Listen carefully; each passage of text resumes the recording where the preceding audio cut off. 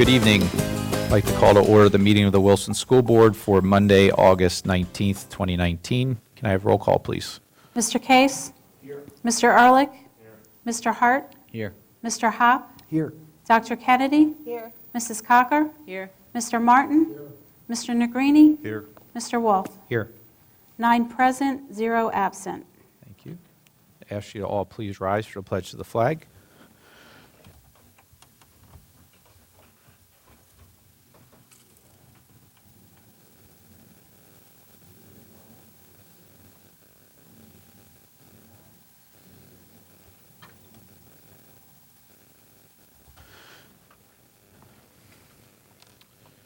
Mr. Maravich. Public participation announcement. There's two opportunities for the public to address the board. One is on agenda items, which is immediately before the agenda. The other is on non-agenda items, which is at the end of the meeting. Pursuant to board policy and the Sunshine Law, it is a 3-minute opportunity to provide the board with matters that, your comments on matters that are or may come before the board. And I believe there's no comments. Correct. Okay, thank you. Up next, we have a special presentation. We have some 2019 graduates here that we're going to hand it over to Mr. Trickett and Dr. Fadley.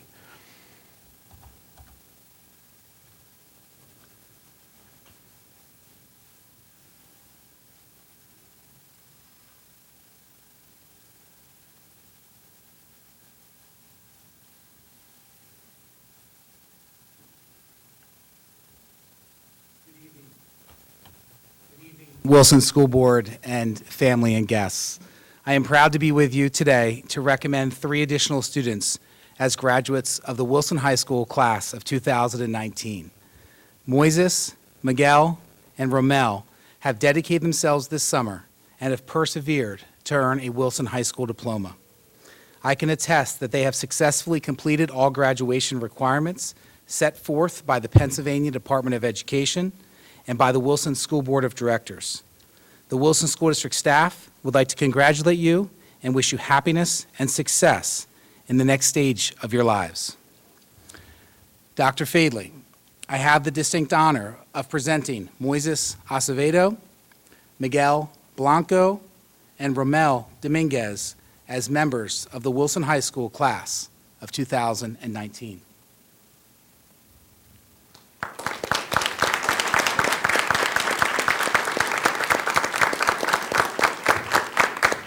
Thank you, Mr. Trickett.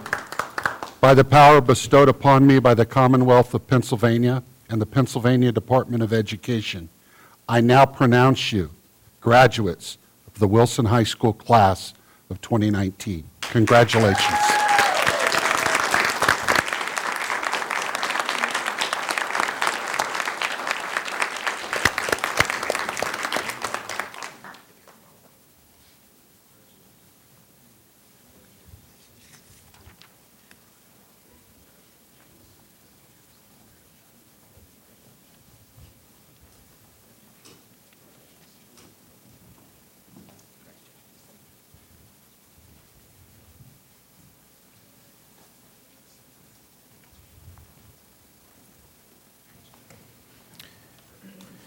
You're more than welcome to stay, or if your family's buying ice cream, you feel free to leave at this point as well.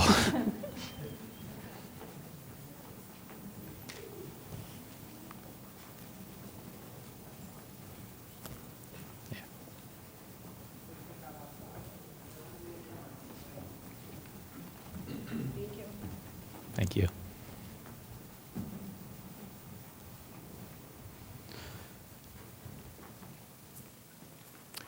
Just an announcement that the board did meet in executive session prior to tonight's meeting regarding a personnel issue. Moving along to approval of the minutes, looking for a motion to approve the minutes of the board meeting held on August 5th, 2019. I have a motion for that. Mr. Ehrlich, thank you. Second, Mr. Martin. All in favor? Aye. Opposed? Thank you. Treasurer's report, Mr. Martin. Mr. President, I submit for approval tonight the Treasury report, the investment report, the general fund report as presented. Thank you. Have a second? Mr. Ehrlich, thank you. Roll call, please. Mr. Case? Yes. Mr. Ehrlich? Yes. Mr. Hart? Yes. Mr. Hopp? Yes. Dr. Kennedy? Yes. Mrs. Cocker? Yes. Mr. Martin? Yes. Mr. Negrini? Yes. Mr. Wolf? Yes. 0 against. Thank you. Payment of bills, Mr. Martin. Mr. President, I submit for approval tonight, out of the general fund for 2018, 2019, $81,039.87.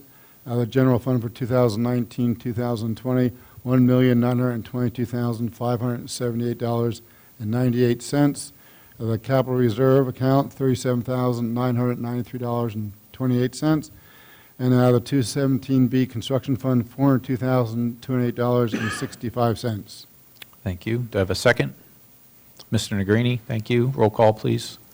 Mr. Ehrlich? Yes. Mr. Hart? Yes. Mr. Hop? Yes. Dr. Kennedy? Yes. Mrs. Cocker? Yes. Mr. Martin? Yes. Mr. Negrini? Yes. Mr. Case? Yes. Mr. Wolf? Yes. 9-4, 0 against. Thank you. And financial reports, Mr. Martin.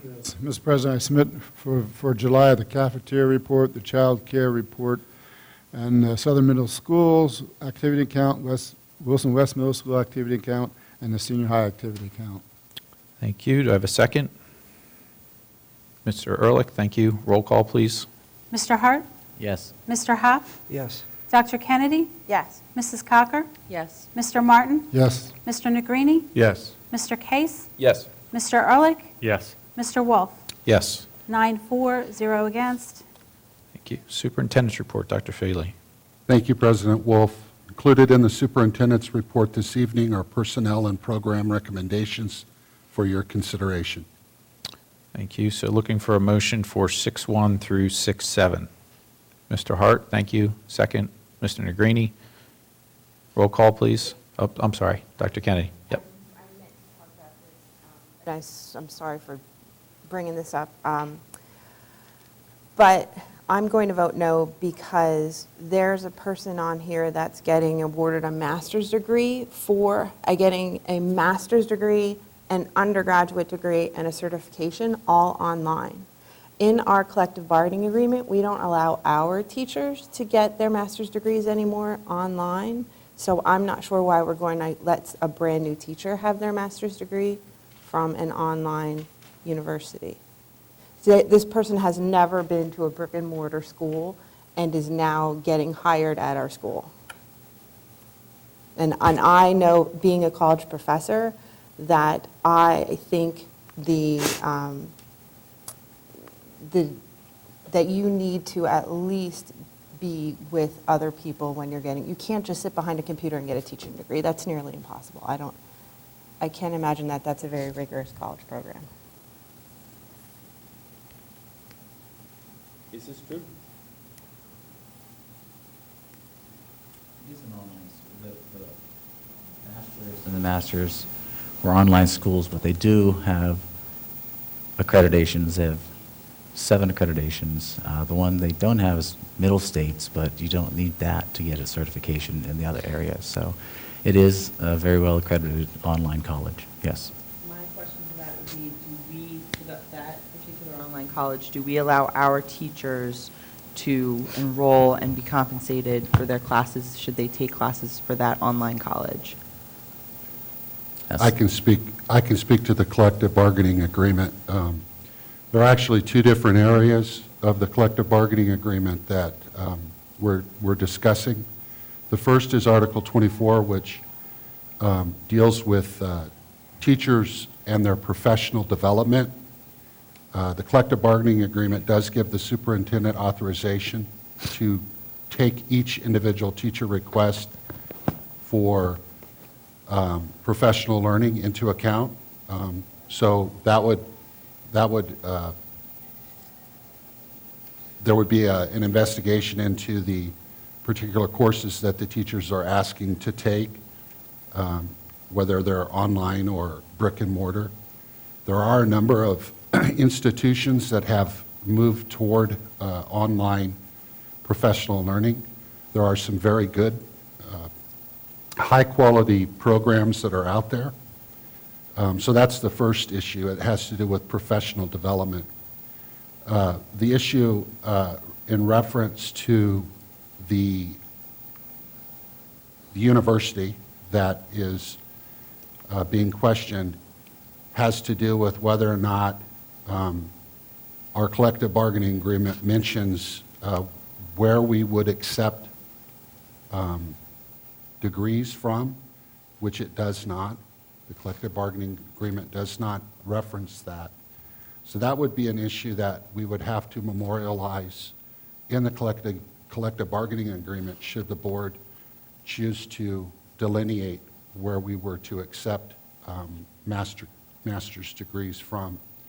I can tell you that this particular university has an enrollment of over 55,000 students. It carries with it accreditation from 6 different accrediting agencies.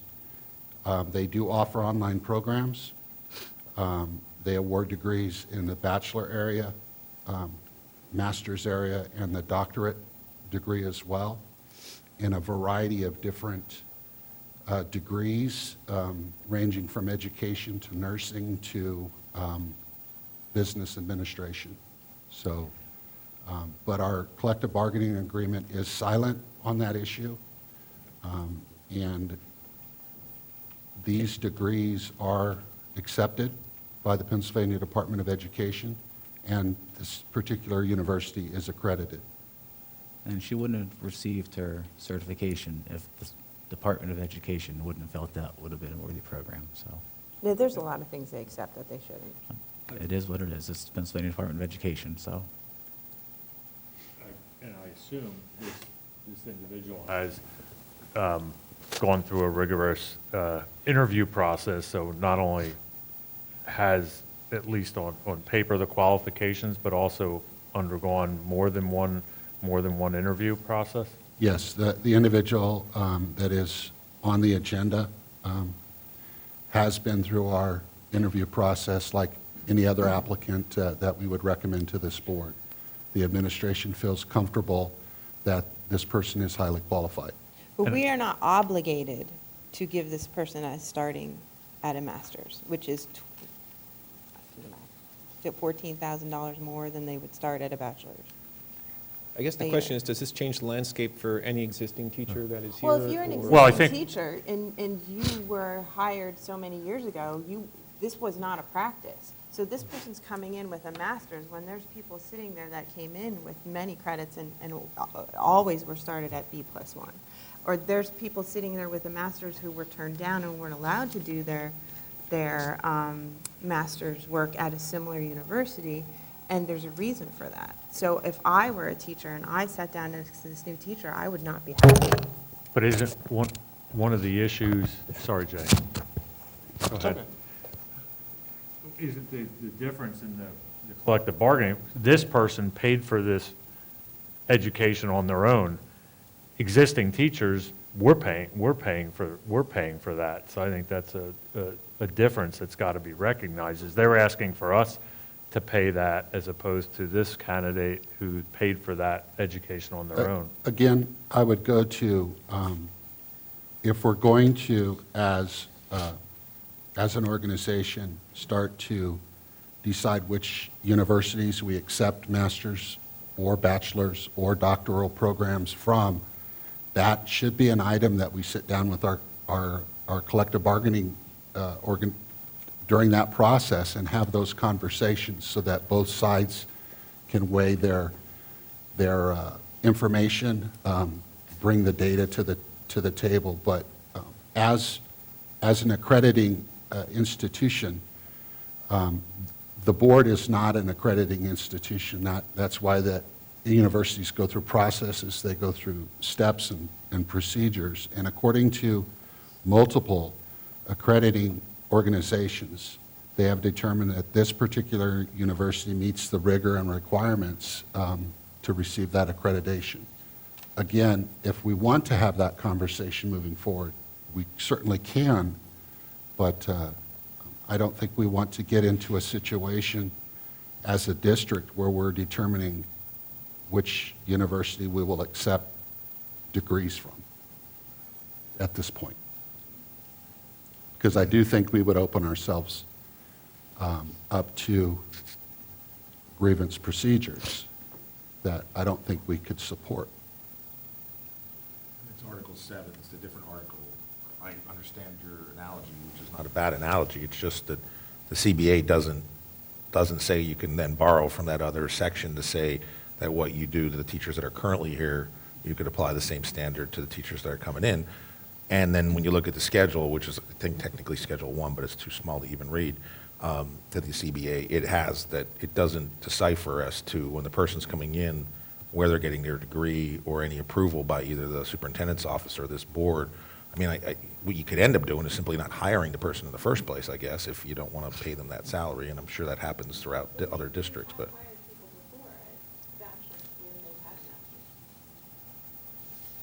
And not pay them the masters, is what you're saying. Mr. Negrini?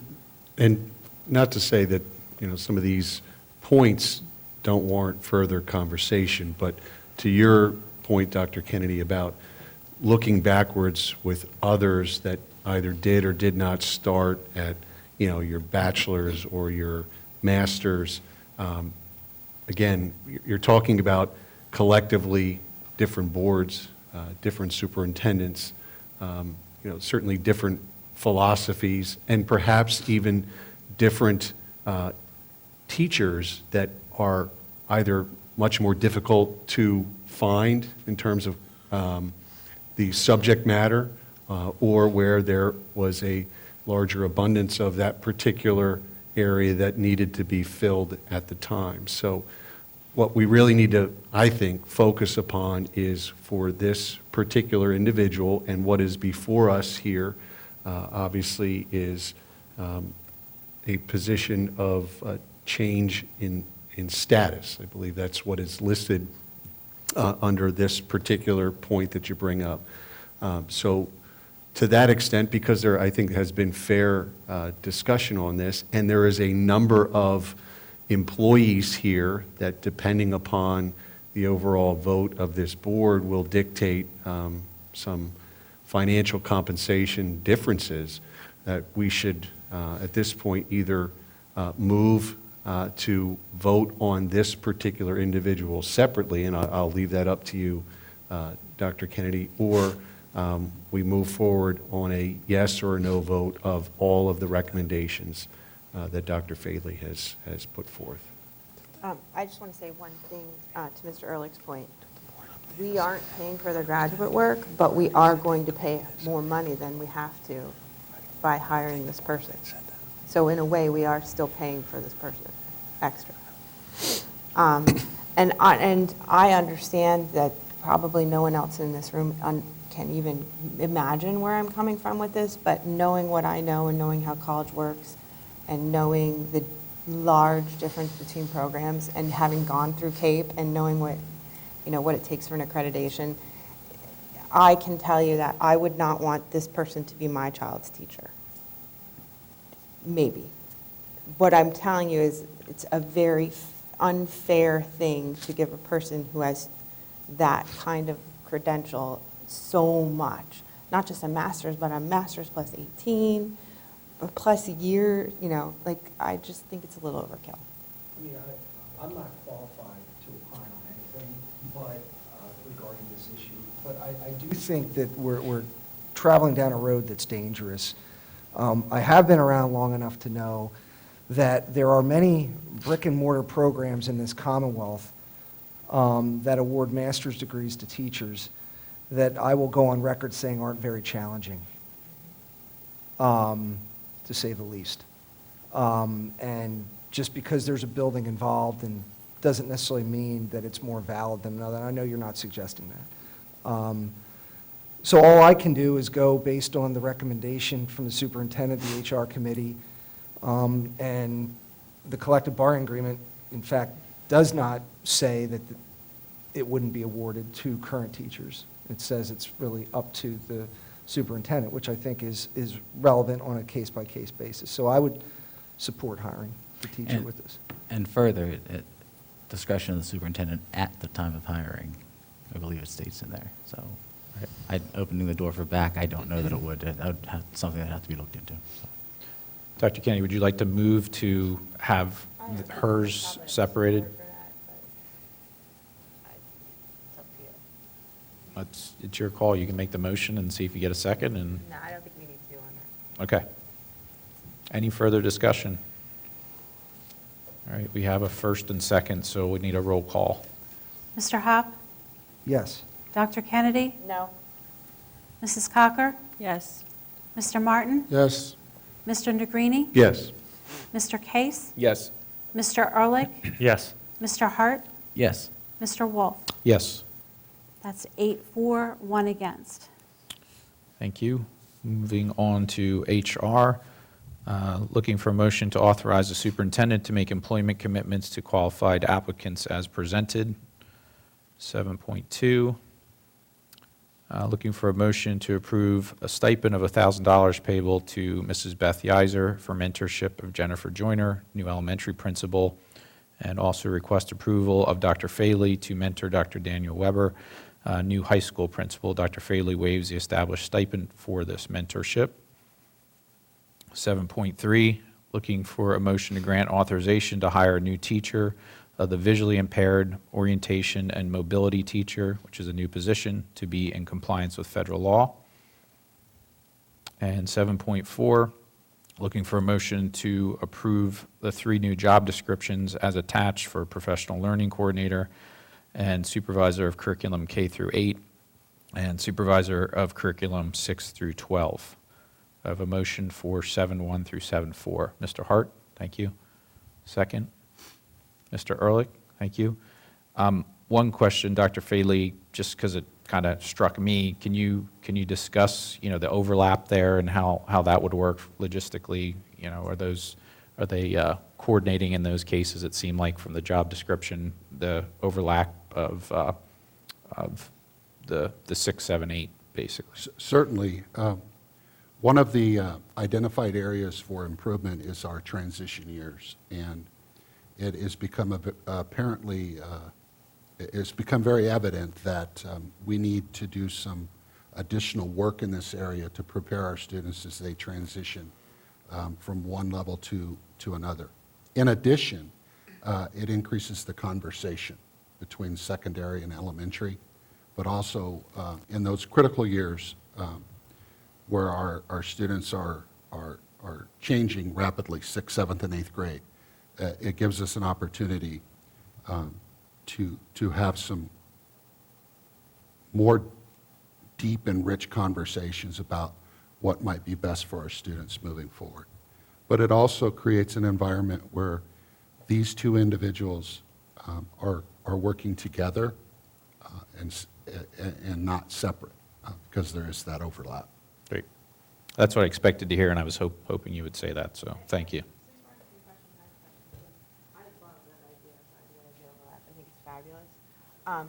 But we are going to make sure that the curriculum person from K-8 is going to have extensive elementary education teaching experience, because we're going to do that, right? That's a question. We're going to do that. We have to make decisions about how the positions will be filled, but for right now, we're just looking to firm up the job description and understand it. Because, when I look at our new teachers and their elementary principals, and through no fault of our district, they're observed by people who are middle school teachers, gym teachers. We have 1 elementary school former teacher as a principal. So it would be so lovely for them, along with Dr. Stout, to be able to be observed with someone who is actually teaching in an elementary school classroom, which would be... One of the explicit changes that we are making in conversation with Dr. Stout and Mr. Trickett is they are going to become more involved in observing our new teacher hires in the first couple years of their employment, so that they're getting a good grasp on and getting the experience of Dr. Stout and her time in elementary to really bolster what we do with instructional practices. So we are focusing our efforts to improve that area. The conversation that you and I had last year in terms of curriculum, we're working to try to really enhance what we do with our early elementary grades, so that the teachers that are being observed get a very robust analysis of what they're doing. Because it is different. That's totally Kindergarten, first, second grade is much different than third, fourth, and And I'm fifth. really glad to hear that, especially curriculum-wise, because I think we all found out what happens when you have a music teacher that writes kindergarten curriculum. It doesn't end well. Our focus is on the future and improving, and we're taking it very seriously. Awesome. Yep. The three positions, they're new job descriptions, they're not three additional positions. So there's a The- chance that three positions in the similar category we already have they're just a Right. new description for those roles. That is correct. Just want to make sure that people is correct. in the public don't think that we're adding three additional Yeah, thank you for positions. Okay, clarifying. Just wanted to clarify that. Anyone else? Okay, we have a first and second, so roll call for 7-1 through 7-4. Dr. Kennedy? Yes. Mrs. Cocker? Yes. Mr. Martin? No. Mr. Negrini? Yes. Mr. Case? Yes. Mr. Ehrlich? Yes. Mr. Hart? Yes. Mr. Hop? Yes. Mr. Wolf? Yes. 8-4, 1 against. Moving on to student services, looking for a motion to grant permission to the adoption of the settlement agreement and release as presented. 8-2, motion to grant permission for the adoption settlement agreement. Would you guys like me to read these? I just realized it says the same thing for these, so let me jump back to 8.1. Request permission to approve the adoption and settlement agreement and release to directly pay the Janus School an amount up to $39,980 for the 2019-2020 school year, $41,179.40 for the 2020-21 school year, and $42,414.78 for the 2021-2022 school year, all to include tuition, speech, and language services, transportation, and to settle and comprise all claims raised by the parents of a special education student, and to authorize the board president and secretary to execute an agreement on behalf of the district. 8.2 is motion to request permission to approve the adoption and settlement agreement and release to directly pay the Camp Hill School an amount of $58,000 for the 2019-2020 school year, including extended school year 2020, $58,000 for the 2020-2021 school year, including extended school year 2021, and all to include tuition, transportation, and to settle and comprise all claims raised by the parents of the special education student, and to authorize the board president and secretary to execute the agreement on behalf of the district. 8.3 is a motion to approve to apply for the Act 80 days for elementary and secondary school as presented. So looking for a motion for 8.1 through 8.3. Mr. Hart, thank you. Mrs. Cocker, second. Any discussion? Roll call, please. Mrs. Cocker? Yes. Mr. Martin? Yes. Mr. Negrini? Yes. Mr. Case? Yes. Mr. Ehrlich? Yes. Mr. Hart? Yes. Mr. Hop? Yes. Dr. Kennedy? Mr. Wolf? Yes. 9-4, 0 against. Thank you. Under operations, looking for a motion to grant permission to purchase a replacement for truck number 87 at a cost of $47,776 from Tomasano Commercial Trucks under CoStar's contract 025-148.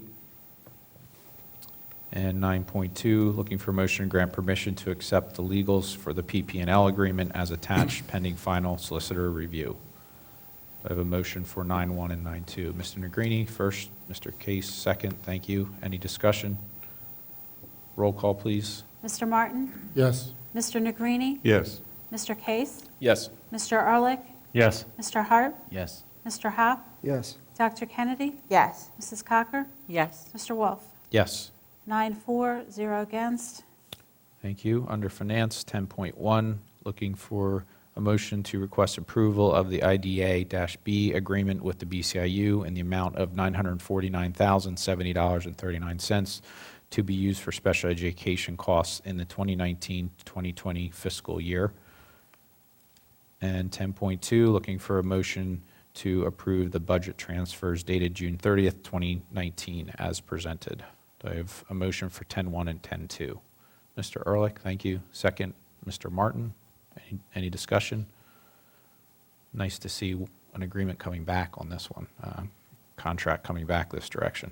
Roll call, please. Yes. Mr. Case? Yes. Mr. Ehrlich? Yes. Mr. Hart? Yes. Mr. Hop? Yes. Dr. Kennedy? Yes. Mrs. Cocker? Yes. Mr. Martin? Yes. Mr. Wolf? Yes. 9-4, 0 against. Thank you. Under childcare, motion to approve to contract for cleaning services with Home Care Solutions LLC for $2,360 per month to clean the Berkshire Heights building, including the 2 rooms occupied by the BCIU's Head Start and Pre-K Counts programs from the time period August 26, 2019 through May 30th, 2019. That should be 2020, yeah. To be paid by Wilson Childcare. Do I have a motion for 11.1? Mr. Negrini, thank you. Second, Dr. Kennedy. Any discussion? Roll call, please. Mr. Case? Yes. Mr. Ehrlich?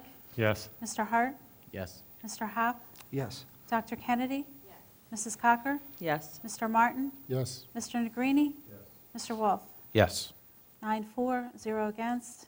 Thank you. Under extracurricular, looking for a motion to approve the local player tryout location release agreement for 2019 between the district and the Delaware Blue Coats LLC as per the attachment.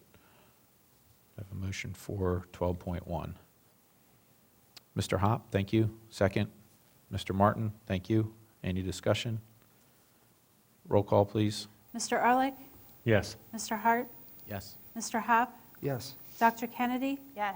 Mrs. Cocker? Yes. Mr. Martin? Yes. Mr. Negrini? Mr. Case? Mr. Wolf? Yes. 9-4, 0 against. Thank you.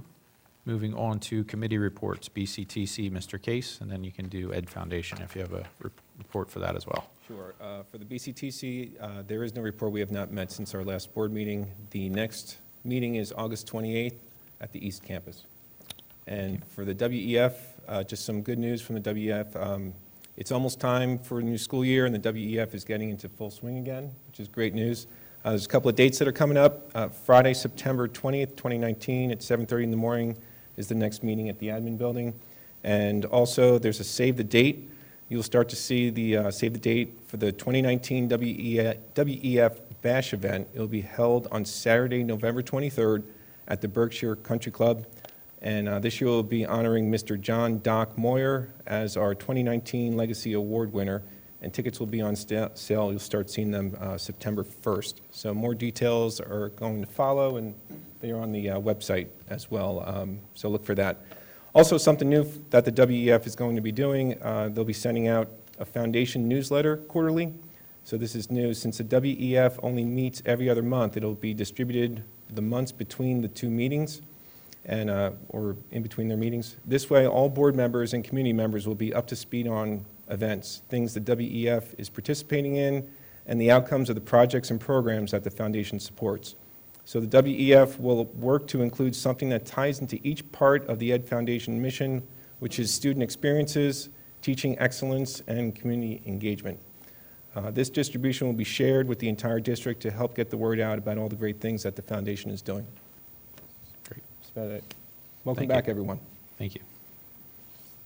Dr. Kennedy, IU. The Berks IU had a meeting last Thursday. At that meeting, they honored Dr. Mahalchik, and as an outstanding community partner, he works with the Mental Health Developmental Disabilities Program for the County of Berks. They also hired Bill Gleason as the BCIU School Safety and Security Head, and that is really exciting because that goes with the grant that they won, and he's going to work towards combining schools, mental health, and law enforcement for schools throughout the entire Berks County, and they're doing a lot of really great initiatives. And one of the things they're doing is they're having a Berks County Trauma Summit on September 5th and 6th for educators and for guidance counselors. The last thing I wanted to say is that the BCIU is having a Keep Kids Safe symposium open to the public on October 22nd, and it's going to focus on creating a culture of kindness. And it's modeled after one of the dads whose daughters were shot at Columbine, and his effort to start with kindness to prevent school shootings. And the curriculum committee meets tomorrow at 4 o'clock in Dr. Stout's office. That's it. Thank you very much. EIT, Ms. Schlossman.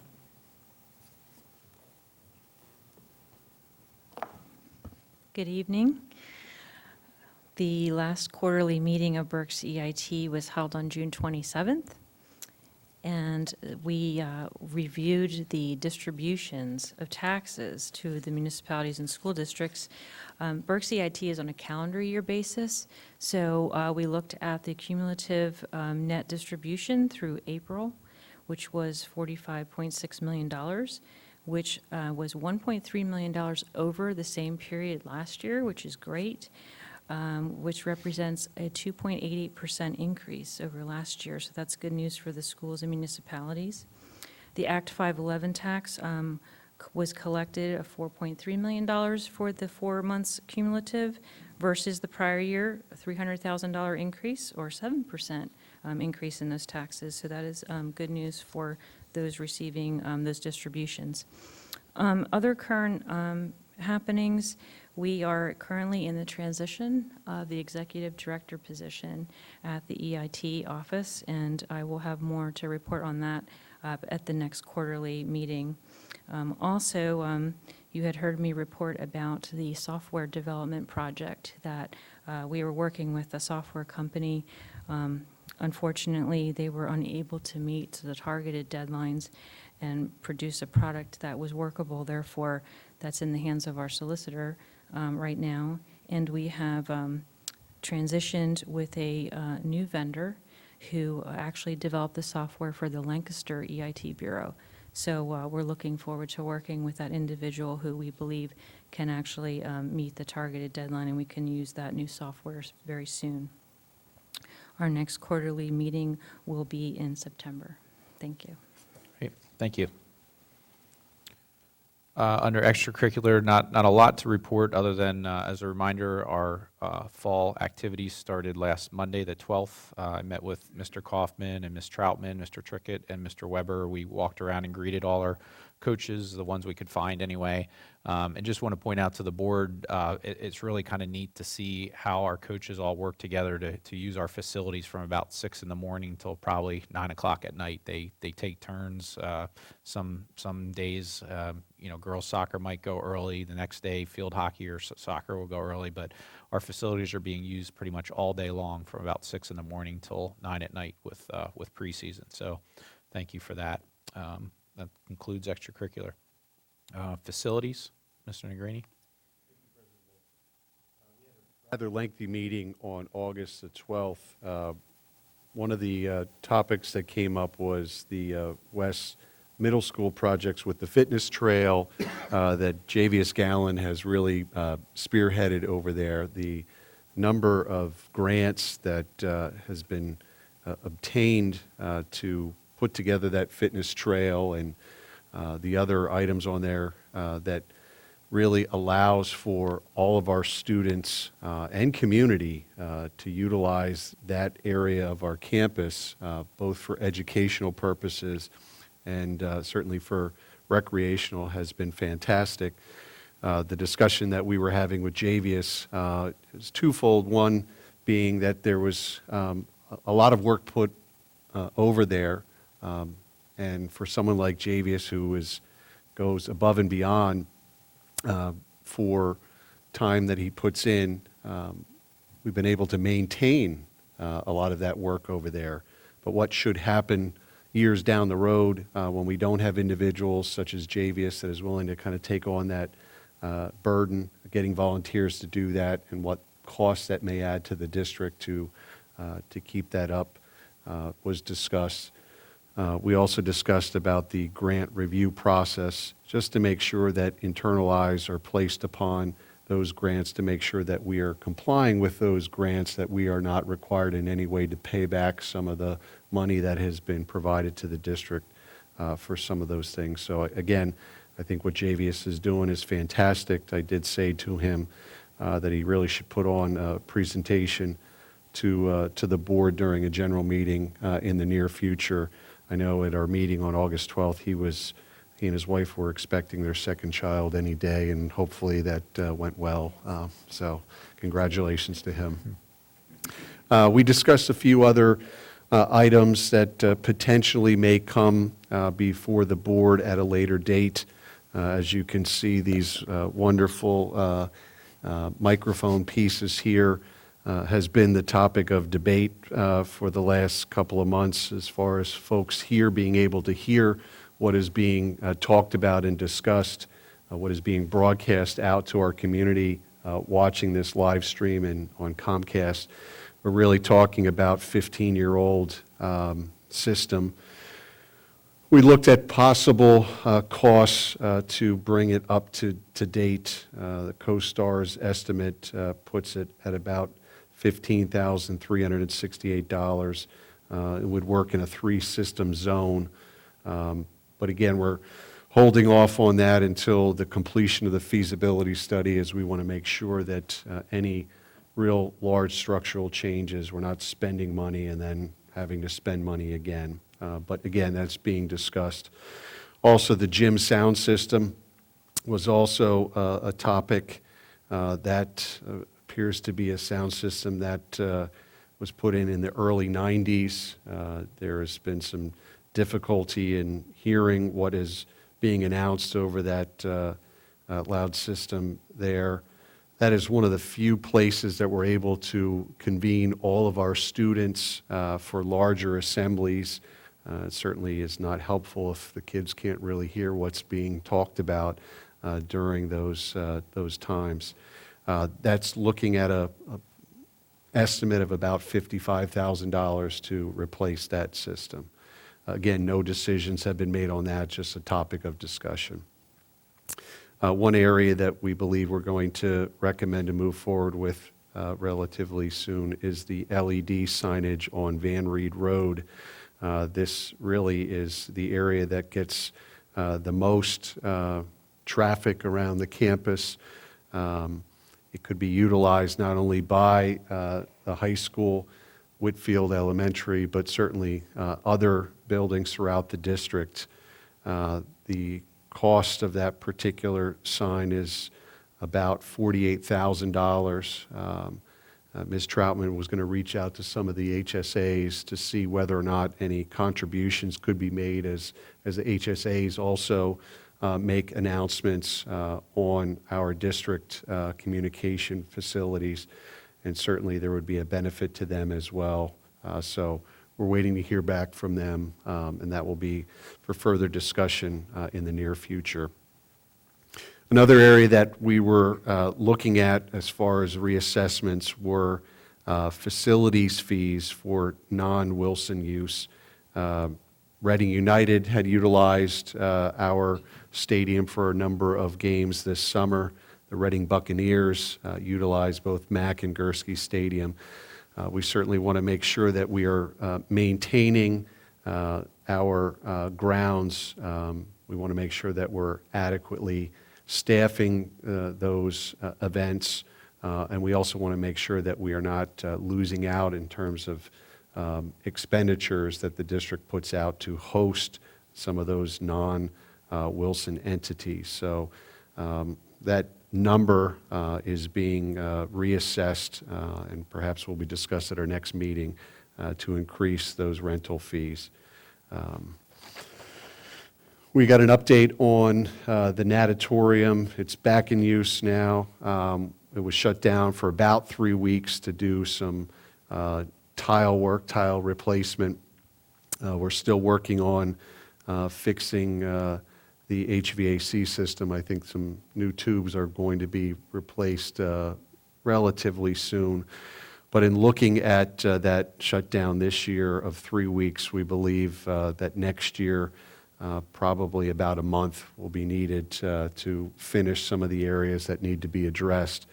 So we need to coordinate with our extracurricular programs and the director of aquatics to make sure that we can accommodate that particular window so that we're not losing too much time there in the pool. We also discussed the possibility of installing some type of camera system so that the event could be viewed outside of the seating area of the natatorium. We believe one of the areas that contributes to the poor air quality or the increase in temperature is just the sheer number of individuals that are packed into the natatorium. There is obviously a fire code that indicates the number of occupants that should be inside there. So again, because this is an area that is utilized heavily for certain times of the year, the Beast of the East tournament, we host tri-county events for our youth swimming program. We host CPLs for high school boys and girls swimming. So we may want to look at the possibility of families that come to these events, and we don't want to turn them away to say they can't watch their child perform, and what that cost might be to place a camera and closed-circuit television system there. That is utilized in some of the other larger natatoriums throughout the state. I know I myself have been to Cumberland Valley where that's utilized, so we're looking into that as well. Paving updates, the Lower House parking lot was started today, correct, Mr. Simcox? And then we want to get that done as quickly as possible, as start of school is next week, and we want to have that available to our students. And the topic of conversation that was buzzing around is the PP&L project on Dwight Street. Do we have any updates? I understand you had a meeting earlier today.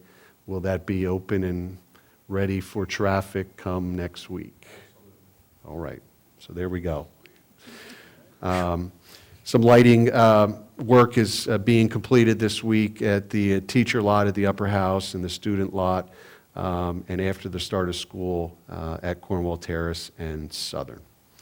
And that's my report. Thank you. Finance, Mr. Ehrlich. Thank you. Mr. Hart, HR.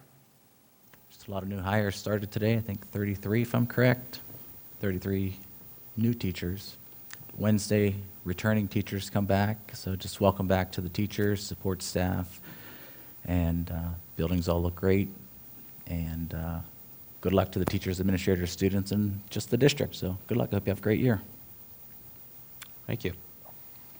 Legislative, Mr. Martin. Not much to report. They're still on their sabbatical until middle of September.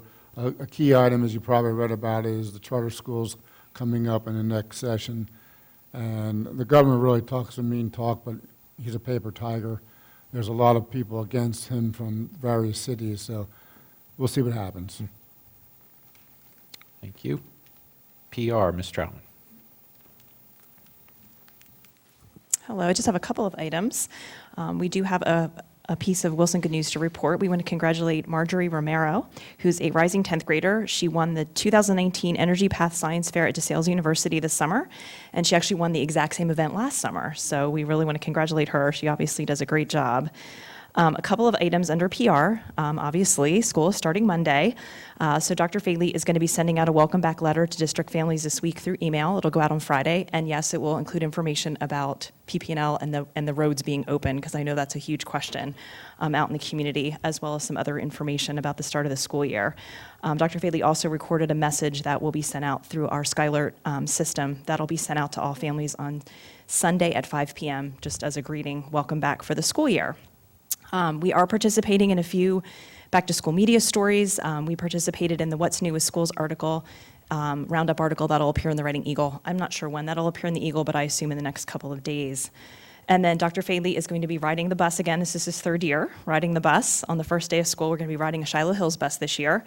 So far, PBS Channel 39 is going to accompany us, so they'll do a story on that. Massatrone will be with us as well, and we'll do a nice kind of follow-up story that we'll post on the district website. And the district leadership team then will do kind of a tour roadshow, visiting all the different schools on the first day of school. So that's always a fun first day. And just a reminder, I think Mr. Hart, you brought up that the opening day for teachers is this Wednesday. We're going to start at 7:15 with a continental breakfast in the auditorium lobby. So certainly we want to invite the board to attend that event as well. The program will start at 8 a.m. in the auditorium, and we did the run-through today, and I can tell you, you don't want to miss it. It's going to be an awesome start to the school year. So thank you. Thank you. Mrs. Cocker, Technology. Thank you. Mr. Maravich, anything else? Okay, and we have no public participation. Okay. All right, any other business from the board? Mr. Negrini? Just a comment. I think the start of a school year should be viewed as an exciting time. And, I know students are excited. I know teachers are excited. I know parents are excited, and certainly, as a board member, I'm excited at the possibility of improving upon things that happened last year. There's been a lot of discussion on a lot of different topics that have gone on, and I think it is always the goal of any organization to be better than we were the year before. And I think if everybody goes into this with that idea of improving and excitement, and we're all supportive of one another in any way that we can, the sky is the limit truly with the success that this district can have. And I wish everybody the best of luck as we get started. Great, thank you. Great message. Anyone else? All right, looking for a motion to adjourn. Mr. Hop, thank you. You're adjourned.